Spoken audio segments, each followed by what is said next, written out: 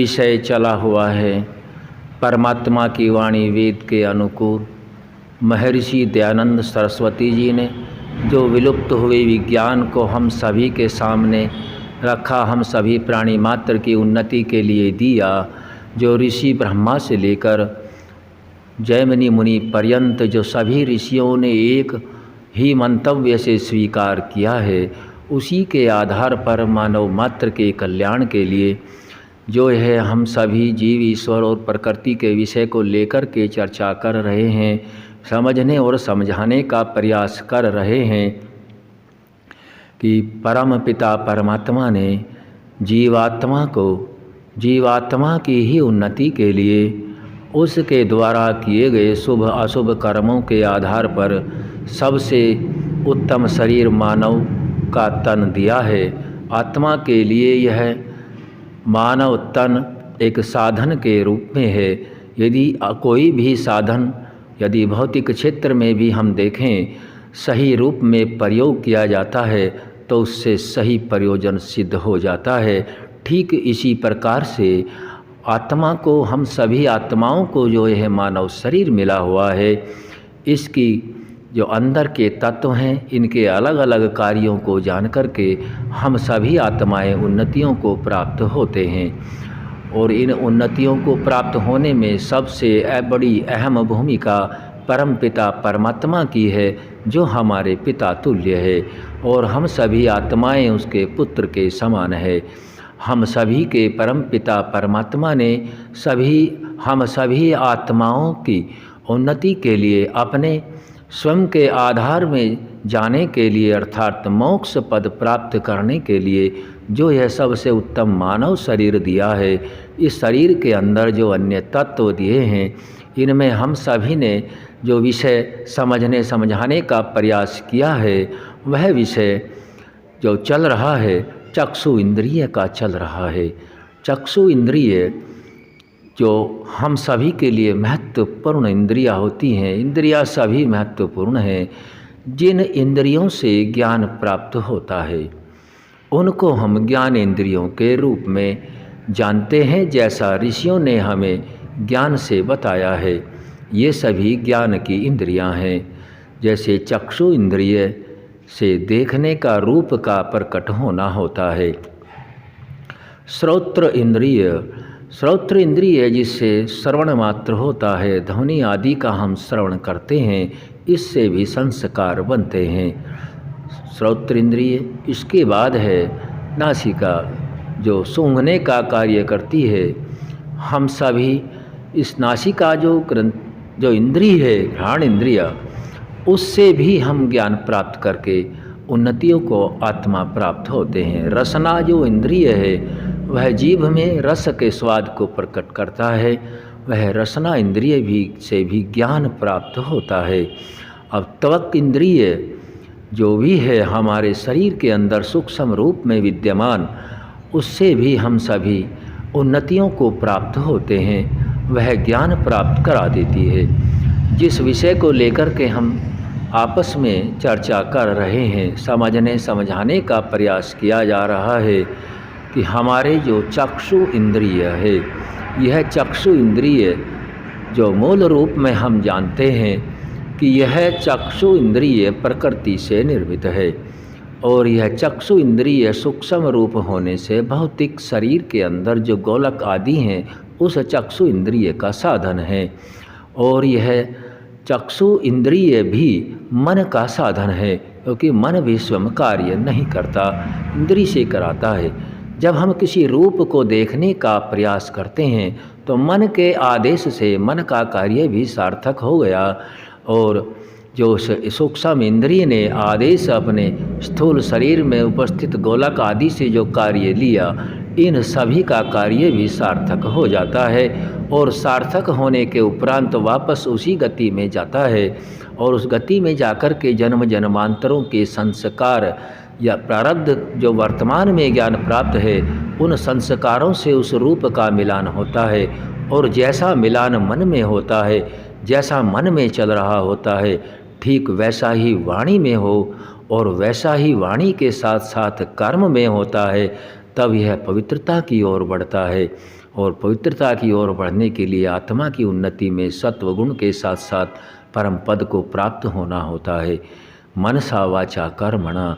यहाँ वाणी के लिए कहा गया है, लेकिन वाणी का काम भी दृश्यमान होता है, लेकिन यहाँ चक्षु इंद्रिय का काम भी दृश्यमान है, जो प्रत्यक्ष होता है, निर्भ्रांत होता है, देखा जाता है, एक दूसरे का आमना सामना होता है, जिसमें कोई भी भ्रांति न हो, वह दृश्यमान प्रत्यक्ष कहा जाता है। तो चक्षु इंद्रिय के द्वारा रूप का प्रत्यक्ष होता है, और जिस रूप में भी हम संस्कार में जमा करते हैं, रूप ऐसा नहीं है, देख तो कुछ और रूप रहे हैं और मन में उसके प्रति दूसरा विचार चल रहा होता है, तो वहाँ संस्कार शुभ नहीं बनते, निकृष्टता को प्राप्त होना होता है।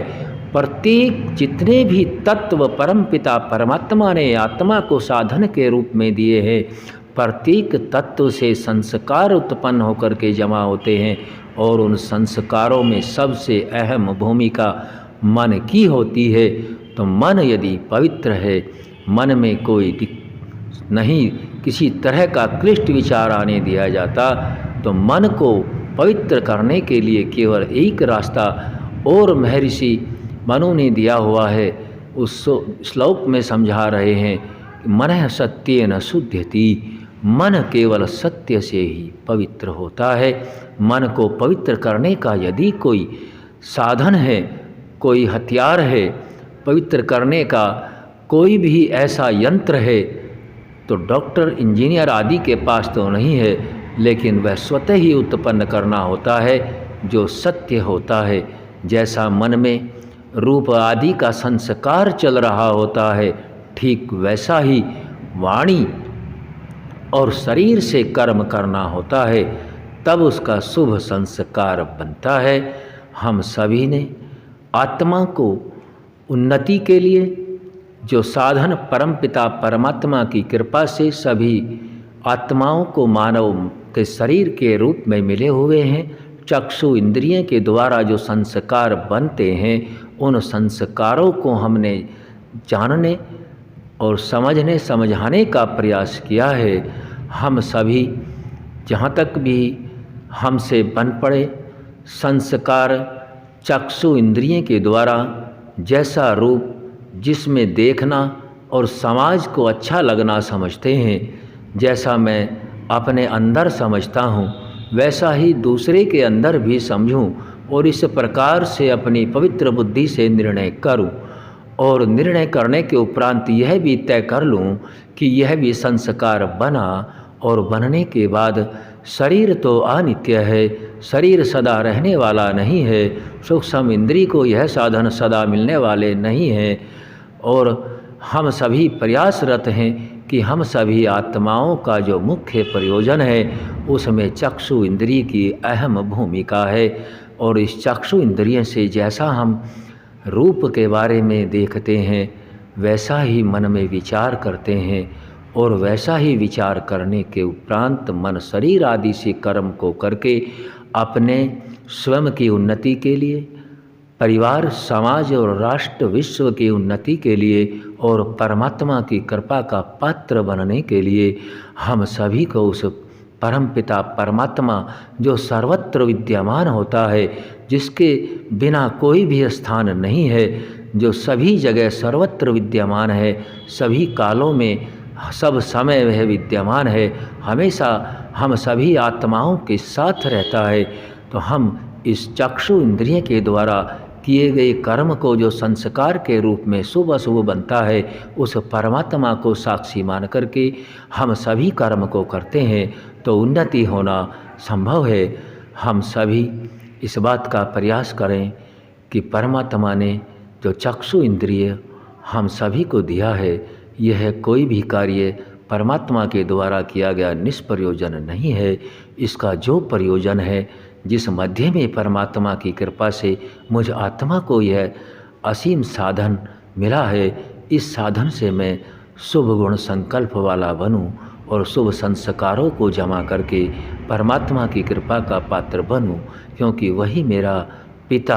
राजा, न्यायाधीश और सभी सुखों का देने वाला है। क्योंकि मैं आत्मा और अन्य जितनी भी आत्माएं हैं सभी सुखों के लिए ही तो कार्य करते हैं। कोई भी आत्मा ब्रह्मांड के अंदर ऐसा नहीं है जो सुख के लिए कार्य नहीं करता। अर्थात सुख और सुख से ऊपर भी आनंद को प्राप्त करने के लिए अपनी चक्षु इंद्रिय से कोई भी संस्कार ऐसा न बने जो मन के, वाणी के और शरीर के द्वारा किए कर्म के विपरीत हो। जैसा कर्म से हो वैसा ही वाणी में हो, और जैसा वाणी में हो वैसा ही मन में हो। ये तीनों के अंदर पवित्रता हो और सत्य के आधार पर हो। सत्य ईश्वर की वाणी वेद है, और ईश्वर की वाणी सत्य वेद को ऋषियों ने साक्षात्कार करके मानव मात्र के कल्याण के लिए जो विज्ञान दिया है, उस विज्ञान पर मैं पूर्ण विश्वास करते हुए अपनी उन्नति के लिए अग्रसर होता रहूं। ऐसा हम सभी अपने मन में विचार करके चलते रहें और अपने आत्मा को पवित्र, उत्तम, बलशाली शरीर, आत्मा, समाज की उन्नति के लिए, क्योंकि आत्मा अजर अमर अविनाशी है, सदा आगे बढ़ते रहें और मोक्ष पद को प्राप्त करें। ऐसा हम सबका विचार होना चाहिए। आज का विषय ही रखेंगे, आगे इससे भी और महत्वपूर्ण और अच्छा विषय ब्रह्म प्राप्ति का जो जीव ईश्वर प्रकृति से जुड़ा हुआ है आगे फिर रखेंगे। ओम सम।